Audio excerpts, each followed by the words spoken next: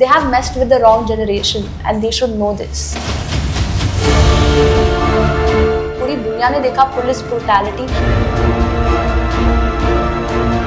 Youth of the nation अपनी country में ये सब नहीं चलने देंगे। एक यंग फीमेल जिसने शिवसेना भवन के बाहर एक पुलिस वैन थी जो स्टूडेंट्स आए थे प्रोटेस्ट करने, उनको डिटेन करके लेके जा रही थी, और इसी यंग फीमेल ने उस पुलिस वैन के ऊपर अपना हाथ रखा और जो गाड़ी थी उसको आगे जाने नहीं दी।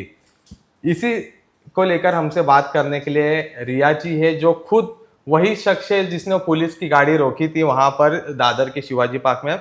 मैम, एक इमेज है आपकी जहां हम देख सकते हैं आपने आपका हाथ जो था पुलिस वैन पे रखा था, और जो जिसको डिटेन किया था, जो प्रोटेस्टर्स थे, जो स्टूडेंट्स थे प्रोटेस्ट करने थे, उनको डिटेन करने के बाद आपने वो वैन को रोका और आपने वो वैन आगे जाने दिया नहीं। उसके बाद पुलिस ने उनको छोड़ा।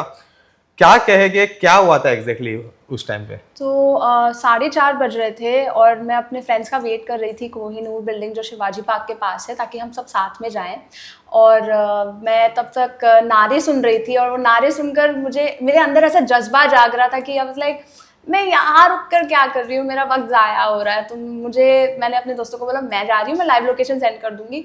तो मैं बाहर जाना शुरू किया। जैसे ही मैं बाहर निकली, मेरे सामने एक पुलिस की वैन थी जिसमें स्टूडेंट्स आगे से लेकर पीछे तक पूरे भरे हुए थे, एंड जो सीढ़ी होती है वैन की उसके ऊपर 2 कॉप्स थे।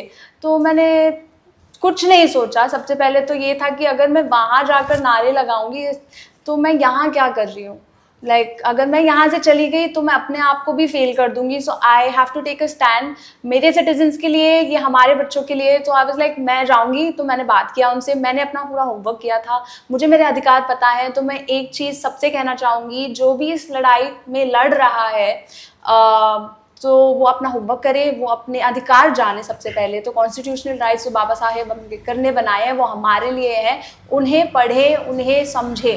ChatGPT से सब कुछ आ जाता है, सो प्लीज़ डू दैट।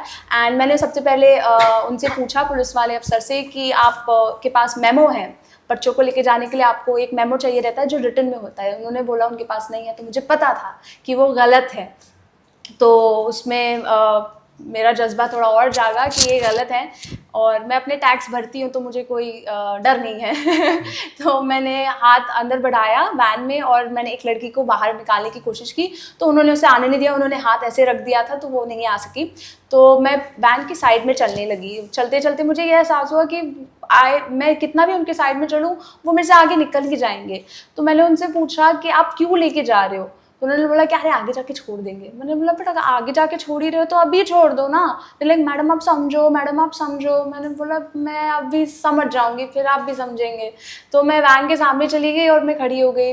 उस वक्त मैंने कुछ सोचा नहीं, मुझे बस इतना पता था कि मेरे सामने ये मैं नहीं होने दूंगी।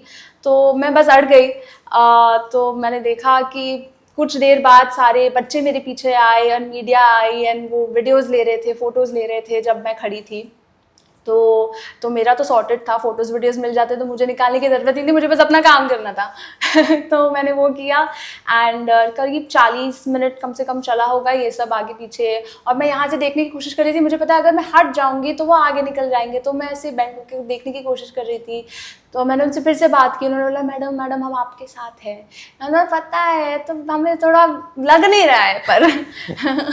तो फिर आफ्टर सम टाइम जब इतने सारे लोग आ गए, ट्रैफिक पीछे से बहुत होने लगा, तब मुझे लगा कि अब मेरे लिए कुछ तो करना ही पड़ेगा। तो या तो ट्रैफिक जाने दो या तो मेरे ऊपर से जाओ, अब क्या ही हो सकता है। तो फिर उन्होंने आफ्टर सम टाइम बच्चों को जाने दिया, और फिर हम सब ने जाकर जो बड़ा जुलूस है वहाँ गए। Everything was very peaceful.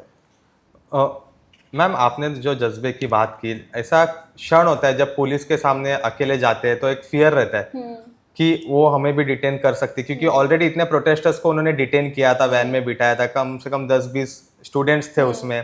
तो ऐसा आपको फियर नहीं था कि मुझे भी डिटेन कर सकती है पुलिस, खींच के लेके जाएगी, या इसके और कुछ कॉन्सिक्वेंसेस बाद में हो सकते हैं पुलिस स्टेशन में लेके जाने के बाद? क्योंकि आपने जो गाड़ी स्टॉप की वो ऐसा भी कह सकते हैं कि हमारे काम के बीच में है तो हम कुछ केस फाइल करके एक्सेट्रा ऐसा। तो आपके ऐसा फियर नहीं लगा जब आप पूरी घटना को, जब वहाँ वैन रोक रहे थे वहाँ? तो जैसे कि मैंने कहा कि मैंने अपना पूरा होमवर्क किया था, तो इसलिए मुझे पता है कि अगर वो मुझे डिटेन करेंगे तो मेरा पूरा अधिकार है उनके ऊपर एफआईआर करने का, so that will be reverse the next day. So मैं मुझे डर लगा थोड़ा, ऑफ कोर्स मैं झूठ बोलूँगी अगर मैं बोलूँ कि नहीं नहीं मैं तो बहुत स्ट्रांग हूँ, बट थोड़ा सा एकदम हल्का सा डर लगा कि ये मुझे अंदर खींच लेंगे, मुझे लग जाएगी, या गाड़ी को जब एक्सेलरेट कर रहे थे, जब मैं आगे थे तो ड्राइवर मुझे डराने की कोशिश कर रहे थे एक्सेलरेट करके, बट फिर लगा कि अब जो होना है यही होना, या तो मरेंगे या करेंगे। मैम देखा जाए तो गए कुछ दिनों से देश भर में प्रोटेस्ट चल रहा है, जंतर मंतर में तो शुरू हुई है, लेकिन मुंबई में जो बड़े पैमाने पे स्टूडेंट्स इकट्ठा हो रहे, जो यूनिटी दिख रही है, एकजुट दिख रही है, आपके लिए ऐसा कौन सा क्षण था जिससे आप मोटिवेट होके इस प्रोटेस्ट में शामिल हुए? मोटिवेशन तो नहीं बोलूँगी, बट गुस्सा मुझे बहुत आया था जब उन्होंने बच्चों को, छोटे छोटे बच्चों को, 12 साल की लड़की का सर फोड़ दिया, एक औरत के सीने पे उन्होंने पैर रखकर वो जा रहे हैं, आप पुलिस हो, आप हमारे लिए हो। मैंने उनको बोला था, पुलिस वाले जो वैन में थे, मैंने उनको भी बोला था कि आप अपनी ड्यूटी कर रहे हैं, मैं समझ रही हूँ, बट आप अपनी ड्यूटी रिस्पॉन्सिबली नहीं कर रहे हैं। सो मेरे लिए वो क्षण जब हमने सबने मीडिया पर देखा, पूरी दुनिया ने देखा, ना सिर्फ नेशन ने, पूरी दुनिया ने देखा, पुलिस ब्रूटैलिटी हर जगह होती है, बट हम यूथ ऑफ द नेशन अपनी कंट्री में ये सब नहीं चलने देंगे। They have messed with the wrong generation and they should know this. Ma'am आखिरी सवाल, कल जो प्रोटेस्ट हुआ तो उसमें से सबसे जो क्षण था, जो आपका फोटो जो है वो पूरा इंटरनेशनली अभी वीडियो वायरल हुआ है सोशल मीडिया पे, आप उसके बाद से आपको किसी के मैसेज आ रहे हैं आपके फ्रेंड से, फैमिली से, आपके जो फॉलोअर्स है उनसे, आपका ओवरऑल एक्सपीरियंस कैसा रहा है अब तक, और आप क्या मैसेज देना चाहते हैं बाकी यूथ्स को? मैसेजेस तो आई एम वेरी ओवरवेल्म, मैं अभी भी लेवल करने की कोशिश कर रही हूँ सारी चीज़ों से। कल से मैसेजेस आ रहे हैं, मैं सुबह 5:30 बजे सोई हूँ, बिकॉज मैसेजेस, कॉल्स एंड ये जो मोमेंट है, ये जो क्षण है, वो पूरी दुनिया ने देखा है कि हमारी गवर्नमेंट कितनी कायर है, और हमारे बच्चों को रास्ते पे आना पड़ रहा है और अपना हाथ लगाना पड़ रहा है, दुगना लगान उन्हें देना पड़ेगा। तो it's been really overwhelming, but I am also humbled.